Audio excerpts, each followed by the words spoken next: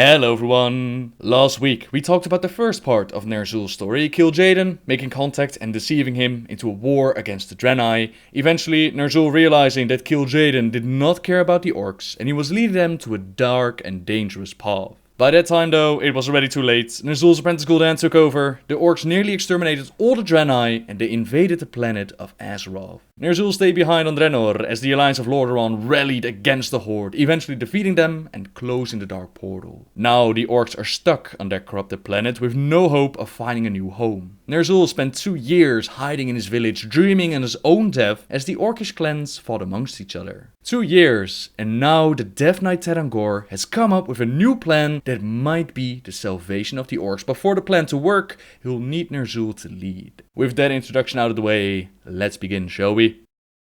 Although Khadgar was able to shut down the Dark Portal, he was unable to completely sever the connection between Draenor and Azeroth. The Death Knight Teron'Gor had worked together with Gul'dan and he could feel that there was still some sort of connection. They could empower that rift, reunite the Horde and invade Azeroth, this time not to conquer the planets. They tried and the Alliance was simply too powerful to take the planets, but they could go back to collect 3 powerful artifacts and use those artifacts to create more portals to different worlds. Surely, other planets would not put up such a fight as Azeroth had, but first things first, they had to empower the rifts and the Horde required a leader. That's why Teron'Gor needed Ner'zhul at his side. Even though Ner'zhul was deceived, the orcs still regarded him as a high leader, and with Ner'zhul at his side he would be able to reunite the clans. But when he first showed up in the village, Ner'zhul did not want to listen. He was lost in his despair, could think about nothing else but his own demise, yet Teron'Gor had to convince him, and he did his best to explain his plans and give a little bit of hope to the old shaman. Eventually, Ner'zhul was willing to listen, and together with Teron'Gor they made their plans. First, they needed to empower a new portal to open up that rift, and to do this, they had to get their hands on the skull of Gul'dan. This skull was picked up by one of the warlocks that joined Gul'dan into the Tomb of Sargeras. The orc survived the events in the tomb, even though Gul'dan did not. He picked up the skull switched owners a few times, until it eventually came in possession of Hurkan Skullsplinter. Hurkan was the chieftain of the Bone Chewer clan at the time. Ner'zhul, he was able to convince the other chieftains of their plan, and he placed Gromarsh Hellscream, war chief of the Warsong clan, on a very special mission. Gromarsh was charged with convincing Hurkan to give up the skull, but Hurkan, he was quite happy with his little artifact and he did not want to give it up. This meant that Gromarsh had to fight for it. He was able to keep control over his bloodlust, the demon blood pumping in his veins, and he was able to fulfill his mission and even convince the new chieftain, Tagar Spinebreaker, to join him and Ner'zhul in the new Hordes. After reopening the Dark Portal, their task was to collect 3 artifacts, the Book of Medivh, the Eye of Dalaran and the Scepter of Sargeras. As Gromarsh, Teron'Gor and several others stepped through the portal, Ner'zhul stayed behind holding the rift open and communicating with the skull of his former apprentice. Even in death, the skull of Gul'dan was still able to whisper, so great was Gul'dan's power, now locked away in this artifact. As the Horde returned for a second invasion, the Alliance of Lordaeron, they rose up once more to defend the planet. They didn't right away understand what the Horde was trying to do, and this gave the Horde the opportunity that they needed to collect their artifacts. They even gained the help of the Black Dragon Deathwing, and in return for Deathwing's help, the Horde would take several of his Black Dragon eggs with them back to Draenor. Within Hellfire Citadel, Ner'zhul waited for Teron'Gor to return, yet Teron'Gor did not come alone. With him was Deathwing himself, who met with Ner'zhul and he requested the skull of Gul'dan. At first, Ner'zhul was very reluctant to let go of the skull. After all, Gul'dan was his former apprentice, and if there was any power left, it should belong to him. You don't refuse a being such as Deathwing though, so as the dragon collected the artifact, took it with him, Teron'Gor and Ner'zhul, they worked on the preparations to cast their spell and get those portals open. Now the Alliance of Lordaeron, they were not sitting on their hands during all of this. They eventually figured out what the Horde was trying to do, and they couldn't let the Horde just go. Sure, Azeroth would be safe for the moment, but other worlds would be in danger. The same devastation the orcs caused to their world would spread, so their leader Trevelyan, he decided that they had to go. They had to step through the Dark Portal, take the battle to the orcs' home world to stop them once and for all. With Trevelyan came several Alliance troops, but also very important characters such as Illyria, Khadgar, Den of Trollbane and Kurgan Wildhammer. This is our chance! Storm the portal! Together, they charged the portal, which Gromash and his forces were trying to hold. They charged through it, they got through the portal, they claimed a piece of the land of Draenor, they built up our hold, and for months Khadgar worked on figuring out what Ner'zhul was trying to do. What was Ner'zhul waiting for? Why hadn't he cast his spells yet? As they were wondering why he hadn't done this yet, one night it came to the mage. Once every 547 years, there's a celestial event on Draenor that involves 3 constellations. The stars would line up perfectly, forming the scepter, the book and the eye, the perfect moment for Ner'zhul to cast and empower his spell. And according to Khadgar's calculations, at the point that they're talking about this, they were 55 days away from this event, which would last for 3 days in total. Ner'zhul had spent months working on his spell, and they were ready to cast it, but in order to do it properly, they needed to go to a specific location that would empower the spell. The Black Temple, formerly known to the Draenei as Karabor, it was a place of power on Draenor, and this location would be perfect. Ner'zhul, Teron'Gor and Kil'Jaeden Deadeye, they prepared to leave Hellfire Citadel, as Karkov Bladefist and the Ogre Dentark, they were left behind to keep the Alliance forces busy. Khadgar and the troops, they attacked the Citadel, trying to stop Ner'zhul. Karkov, he realized that this was a battle so they simply couldn't win, but he figured that he bought Ner'zhul enough time, so he made his escape. Dentark the Ogre, he was not so lucky. He ended up in a wizard duel with Khadgar, which was intense, but Khadgar was clearly the better mage and he decapitated the Ogre. With the fortress taken, the Alliance realizes that Ner'zhul was gone, so they had to track him down. Khadgar used his magic to track down 2 artifacts. He tracks down the Skull of Gul'dan and the Eye of Dalaran, but to his shock and surprise, he realizes that the artifacts are in 2 different places, so the group has to split up. As Khadgar, Illyria and Trellian, they track down the Skull of Gul'dan, Danav and Kurdran, they follow Ner'zhul and the Eye. Eventually, the flying griffins of the Wildhammer dwarves led by Kurdran, they were able to pin down Ner'zhul and his party beneath some trees, but Ner'zhul is not powerless at all. This next part describes Ner'zhul's power perfectly. It's taken from the novel Beyond the Dark Portal.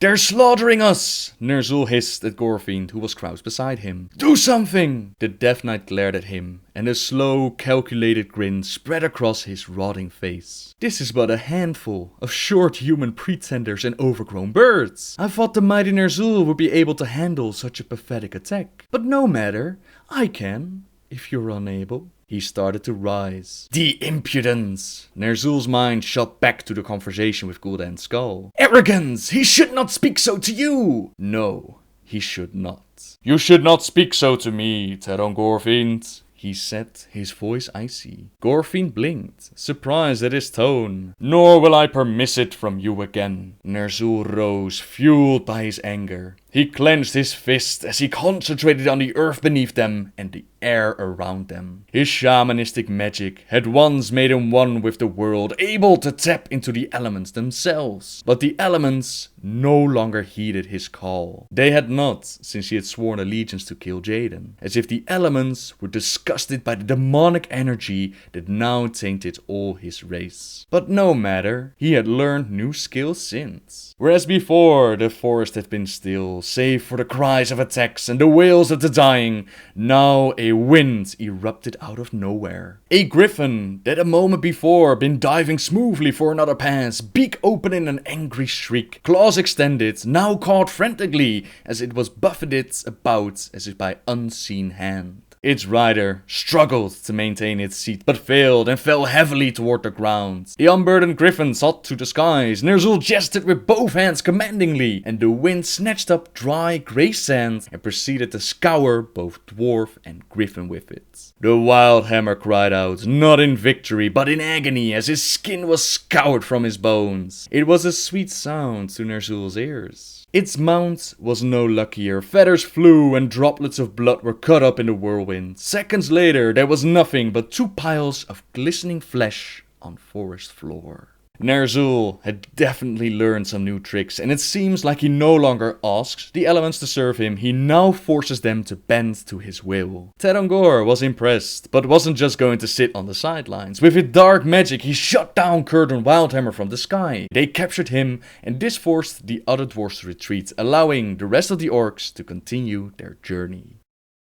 Despite their captive, it was clear that they needed a hideout, and they needed to find one soon. The one place they could think of was Auchindoun, but Kil'Jaeden Deadeye, fearless, powerful Kil'Jaeden, he was terrified to go to that place. The history behind Auchindoun is that it used to be a holy burial ground for the Draenei, until Gul'dan's lust for power had his Shadow Council search the area for artifacts of power. They had found an artifact, to be sure, but something had gone wrong, and they released Murmur, an elemental born when the universe was created.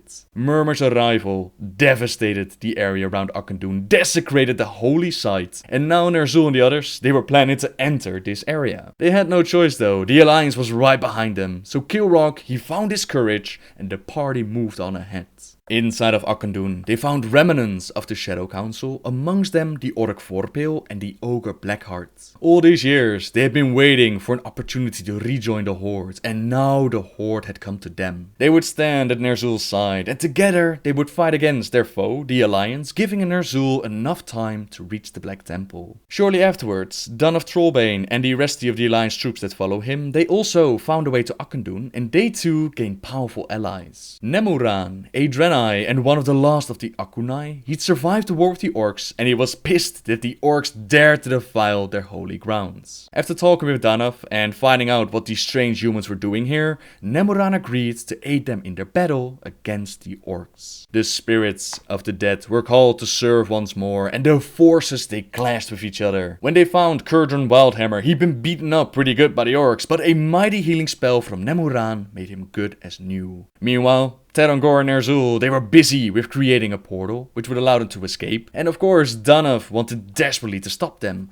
but in his way was the mighty Kil'Jaeden Deadeye. A fierce battle between the old orc and the skilled human followed, with Danav being victorious and ending Kil'Jaeden's life. This is probably why Kil'Jaeden was so scared to go to Auchindoun. He'd probably seen in a vision his moment of demise. This was probably inside of Auchindoun, which could be the reason why he didn't want to go there. Now, even though Kil'Jaeden was defeated, he did buy Ner'zhul and Teron'Gor enough time to make their portal, to make a clean escape, which meant that the Alliance, they had to regroup, try to get to the Black Temple before it was too late.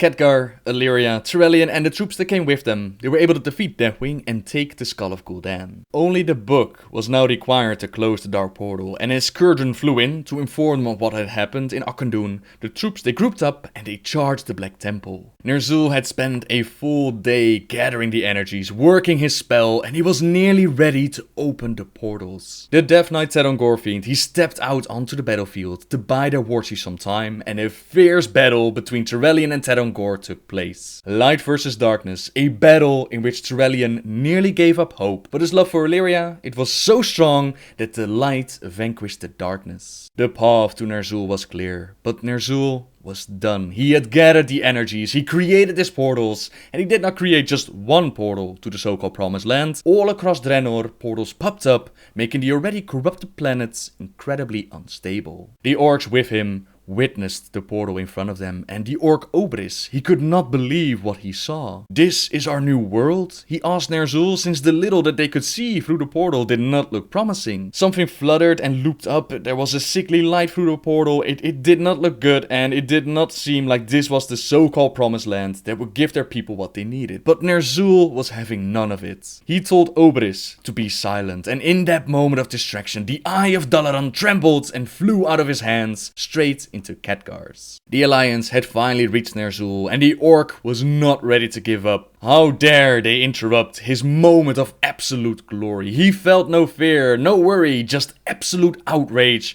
as he lifted his hands with a cry and made the tortured rock and stone obey. The ground trembled beneath the Alliance feet. Wind and rain whipped around them, carrying them high in the air and slamming them mercilessly down on the unyielding stone. Ner'zhul took great pleasure in watching them suffer. It was with great effort that he turned around and yelled at the forces behind him to get through the portal that they had to go. Obris gaped at Ner'zhul. Surely the war chief didn't mean to leave all of their brothers and sisters behind. To do so would be the most gutless, cowardly thing to do. He tried to tell Ner'zhul, and as a reward, Ner'zhul extended his hand. Lightning balled in his palms and raced in a crackling arc towards the orcs, shooting down Obris and putting fear in the other orcs, making them obey. day. With the scepter of Sargeras still in his hands, Ner'zhul left his people, their dying planet behind, thinking that he and his troops would now go to the Promised Land. The shaman that had once unwittingly led his people on a very dark path,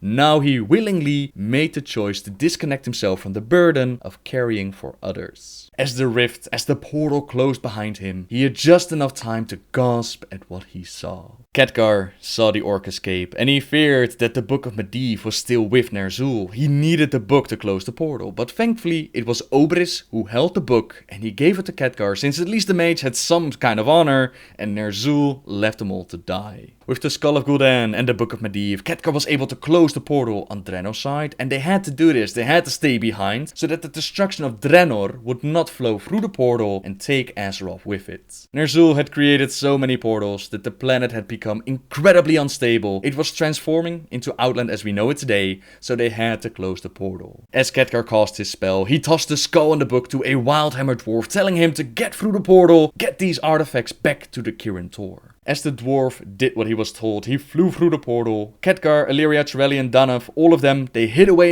in one of the rifts created by Ner'zhul as the Draenor transformed into Outland. When all was said and done, they came out of the portal. They didn't even recognize the planet anymore, and they made the promise that they would stop the orcs, they would build up their fortress, and we wouldn't see them until the Burning Crusade expansion. Ner'zhul's story, however, isn't quite done yet. The portal that he and the other orcs took to escape, it did not take them to a beautiful planet ready to be conquered. Instead, well, the book describes it in such a beautiful way. This is taken from beyond the Dark Portal. Ner'zhul. The orc shaman and Horde warchief cried out at the sound of his name, his eyes flicking open. At once, the strange swirling nothingness all around him assaulted his senses, and he squeezed his eyes shut, hoping to force away the welter of sensation that threatened to drive him mad. Then, through the thrums and howls and cracklings, he heard it again. Ner'zhul! Blinking, he glanced around him. A short ways away, or so it seemed, though an instant later he would have sworn it was miles distant, Ner'zhul saw a dark form. It was shaped like an orc, and a longer look confirmed it, revealing green skin and tusks and long braids. Definitely an orc, and one Ner'zhul recognized as one of his Shadow Moon warriors. The warrior did not move. However, Ner'zhul thought he saw the other orc's chest rising and falling, but in this place he could not be sure of anything. Other shapes littered the strange maelstrom of light and shadow. All those who had followed him through the rift appeared to be here with him. The question was, where was here? Why hadn't the rift led them to another world? For whatever this place might be, Ner'zhul was sure it was not a normal world. What had happened? Why was he awake and aware while all the others were trapped in a deep sleep? A column of light rolled past, and for an instant Ner'zhul saw echoing glimmers around each of the other orcs and around himself. His eyes widened, then clamped shut as they overloaded from the sights assaulting him. But he knew what he had seen. They were trapped indeed. Something was binding them to this place. Ner'zhul. His name wafted across the strangeness yet again, but this time Ner'zhul felt something tug upon his chest and his limbs. The other orcs receded rapidly, or perhaps he was the one moving while they remained locked in place. It was impossible to tell here, but within minutes Ner'zhul was alone, the rest of his orcs only distant shadows. And then a larger, darker shadow fell across him, and he looked up into the face of Wrath itself. Before Ner'zhul hung a massive being arrayed in heavy armor of etched blood-red metal. The figure's face resembled that of a Draenei, intelligent looking and clever, but with bright red skin and a demonic cast. The creature had short curving horns rising from his high temples, and two strange-like tentacles extending below his mouth and well past the short beard covering his chin. Several earrings gleamed, and the creature's eyes glowed a deep yellow, and Ner'zhul knew him at once. "Great One!" Ner'zhul gasped, doing his best to bow, though his limbs were still bound somehow. "Ah, Ner'zhul, my unfaithful little servant," replied Kil'Jaeden, Demon Lord of the Burning Legion. "Did you think I had forgotten about you?" "No, Great One, of course not." In truth, Ner'zhul had hoped so, and after the first few years had begun to think it true. Now his heart sank as the Demon Lord continued speaking. "Oh, I have been watching you closely all this time, Ner'zhul," Kil'Jaeden assured him. You cost me a great deal, you know. The demon lord laughed, a chilling, grating sound. And now you shall pay for such failure. Ner'zhul began, but his brain could barely formulate words. You could not leave well enough alone, Kil'Jaeden finished for him. I knew that eventually you would try yet again to cause magics you were not ready to handle and did not understand. I waited, knowing that someday your own arrogance would bring you to me. He spread his gauntlet hands wide. And here we are. His eyes narrowed to mere slits. You have dreamed of death. You fought to escape it. Now, my little puppet, death will be all you ever know. Brief glimpses seared Ner'zhul's brain. Agony as pieces of flesh were torn from his still living body. The dead surrounding him, closing in on him, their blood on his hands. His own blood coating them. A morbid union of death, life, and excruciating torment. No! Ner'zhul shouted, thrashing about, trying everything to free himself from his visible bonds. My people still need me! Laughter shook the demon's powerful form, a horrible, eerie sound that made Ner'zhul's heart spasm. I know full well they mean nothing to you, so do not worry, the demon lord whispered, stabbing the tip of one long finger into Ner'zhul's cheek. The motion burned, sending spikes of heat and pain through Ner'zhul's flesh. There is no saving them. Do you not yet understand? Little puppets, you cannot even save yourself. Then he twisted that finger, the rest of his splayed hand latching onto Ner'zhul's face. And the orc shaman let his head fall back, a horrible scream wrenching its way out past his trembling lips. He knew it was but first of many. Ner'zhul was taken and tortured by Kil'Jaeden over and over again, until the deceiver came up with a new plan and purpose, but that's a story we'll cover later in this series. Then there is of course Ner'zhul's alternate version as shown during Warcraft of Draenor, but I already did a video going into full details for this storyline. I'll link that video in the description. In short, alternate Ner'zhul, he never made contact with Kil'Jaeden to begin with. His mate Rokan is still alive in this reality, so her image was never used. Instead, Kil'Jaeden went straight for Gul'dan. Instead, Ner'zhul was forced by Gromash, war chief of the Iron Horde, to prove himself, otherwise his clan would be destroyed. With the use of the Darkstar, Ner'zhul tried to wipe out the Draenei at Karabor, but alternate Prophet Velen, he sacrificed himself, turning the Dark Naru into light, empowering his people, and forcing Ner'zhul to flee. In the Shadowmoon burial grounds, Ner'zhul met his end, but like I said, if you want the full details, link to the story of Shadowmoon Valley is in the description. Which means that we've wrapped up the story of Ner'zhul. Next week we're going to talk about the story of Arthas, which will eventually bring these two characters together in the story of the Lich King. For now though, thank you very much for watching everyone. Subscribe if you like my videos, and until next time guys, see ya!